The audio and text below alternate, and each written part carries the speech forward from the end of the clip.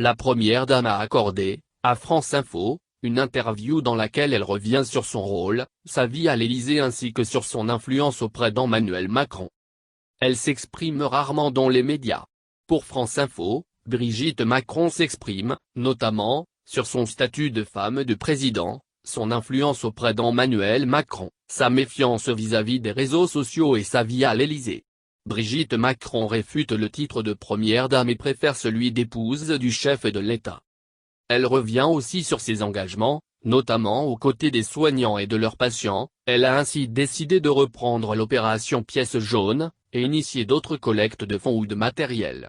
Les premiers courriers, reçus à l'Élysée, c'était presque exclusivement des problèmes de santé. Je me suis dit que j'ai le devoir, les 5 ans où je suis là, d'être utile. Parce que quand vous êtes chef de l'État, vous êtes élu. Quand vous êtes le conjoint du chef de l'État, les gens ne vous ont pas voulu. Donc il ne faut pas vous imposer à eux. Et la seule manière pour moi de ne pas être importune, c'est d'aider.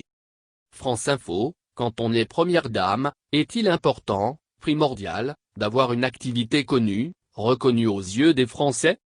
Brigitte Macron, d'abord, je ne me sens pas première dame. Je suis l'épouse du chef de l'État.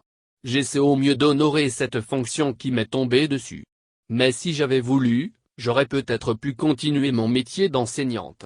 Mais, c'est très compliqué parce que vous êtes sans cesse sous le regard des autres. Vous avez une sécurité qui vous accompagne partout. Vous avez une énorme responsabilité.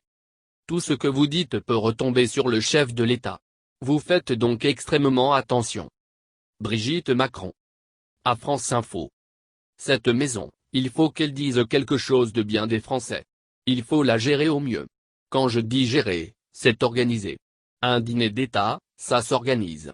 Quand nous sommes invités, quand le couple est invité, bien évidemment, on a un rôle à tenir. J'essaie donc de le tenir au mieux, de me renseigner auprès des diplomates, de voir auprès du protocole comment faire quand on arrive dans un pays qu'on connaît mal, que dire, que ne pas dire, comment être tout simplement. Donc, quand on est un couple et qu'on est invité, c'est très difficile de dire je n'y vais pas. Le président est allé au Royaume-Uni pour l'appel du 18 juin. Je devais être avec lui. Au dernier moment, j'ai eu un petit souci ophtalmique. J'ai dû me faire opérer. J'ai dû dire que je faisais cette opération des yeux. J'ai dû appeler la princesse Camilla pour dire que je faisais cette opération. Sinon, il y avait un petit souci diplomatique, pourquoi ne vient-elle pas? Est-ce que le rôle de première dame vous pèse parfois? Je ne me pose pas la question. Quand on est l'épouse du chef de l'État, on a des devoirs. C'est 5 ans d'une vie. Vous avez des devoirs envers les Français. Donc j'estime que ce devoir, je dois le remplir. Je le fais avec cœur. Je ne dis pas que je le fais toujours bien, mais je le fais avec cœur. S'il y a des ratages, je m'en excuse auprès d'eux. Est-ce que l'image que vous renvoyez auprès des Français compte pour vous? Bien sûr que c'est important. Je sais que quelque part, je dis quelque chose de la France puisque je suis l'épouse du chef de l'État. Donc c'est important le regard qu'ils portent sur moi. Je veux simplement leur dire que j'essaie de faire au mieux, que je fais de mon mieux et que je les aime. Est-ce qu'il vous arrive de regarder les réactions sur les réseaux sociaux? Très peu. Je ne suis pas à l'aise quand je ne peux pas répondre. C'est-à-dire que je ne suis pas à l'aise avec l'anonymat, avec les gens qui n'ont pas de visage. Êtes-vous surprise par la violence sur les réseaux sociaux? Je ne la comprends pas. Pourquoi est-ce que systématiquement on a recours à cette violence? Pourquoi l'autre devient ce que Sartre disait, le trou de vidange de mon évier? Pour moi, l'autre, c'est mon alter ego, ce n'est pas l'ennemi. Je pense que les gens qui insultent sont profondément malheureux. Vous êtes impliqué dans le monde éducatif, vous intervenez en soutien du monde des soignants, du monde médical. Tentez-vous parfois de faire passer des messages au président à partir de vos observations de terrain ou compartimentez-vous vos activités? C'est très compartimenté, c'est clair. Moi, je suis engagé sur des terrains qui ne sont pas politiques. Je me tiens à distance de la politique. D'abord parce que je l'ai dit très précisément, je n'ai pas de goût ni de compétence pour ça. À quel titre ferais-je de la politique? Mais bien évidemment, tous les gens que je rencontre, ce que je fais, je lui en fais état. À quel titre pourrais-je me permettre de le conseiller? Brigitte Macron. À France Info.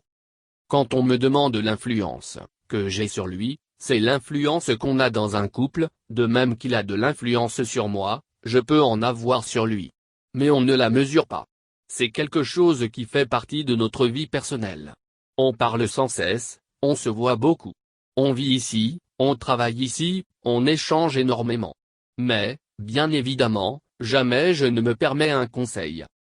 Cependant, dans les décisions prises par le président, sentez-vous parfois à votre influence, votre patte?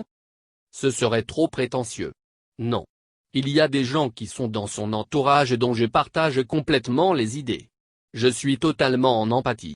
Mais ils ne sont pas là grâce à moi, contrairement à ce que l'on a dit. Il y a beaucoup de fantasmes, ce qui est très difficile. La question que vous m'avez posée tout à l'heure, concernant les réactions sur les réseaux sociaux, ce sont les mensonges et les fantasmes qui s'imposent parfois, et c'est fou ce qu'ils ont la vie dure. C'est-à-dire que ça devient plus fort que la vérité. Quelquefois, quand je vois des choses totalement fausses, je me demande, d'où ça sort. C'est ce que j'appelle l'ordre du fantasme. Les gens pensent qu'on a des pouvoirs, qu'on fait des choses, qu'on ne fait pas. Entre nous, notre vie de couple est simple. On a une vie pas comme les autres. Certainement pas. Mais on a reconstitué une vie de couple à l'Élysée. Cette vie de première dame depuis 3 ans vous convient-elle? Je ne me pose pas la question. C'est la vie que j'ai à mener pendant 5 ans, donc je vais la mener. On l'a menée à notre façon, c'est-à-dire qu'il y a un appartement privé à l'Élysée. Et quand je dis qu'il est privé, personne ne rentre dans cet appartement, il n'y a que nous. Donc on arrive à avoir notre vie.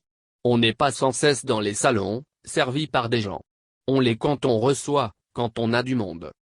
On sait se préserver et on se préserve énormément tous les deux. Brigitte Macron.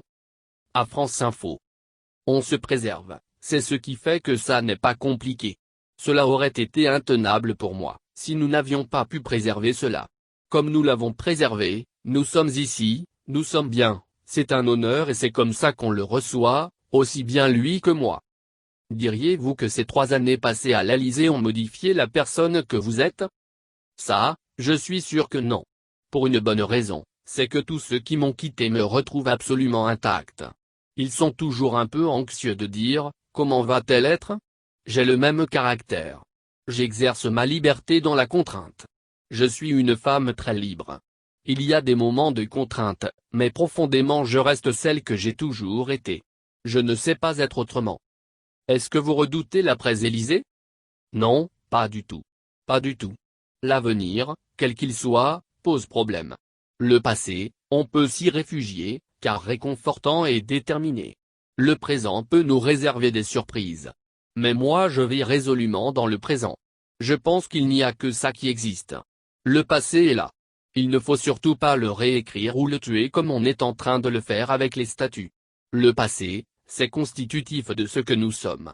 Ça dit quelque chose de nous, même si c'est quelque chose qui ne nous plaît pas. Il est là, donc on doit accepter l'histoire. C'est très important de ne pas renier l'histoire, de ne pas renier notre culture. Nous ne sommes que la somme de nos actes. Donc je vis résolument dans le présent. L'avenir, c'est toute cette incertitude, tout ce qui peut arriver.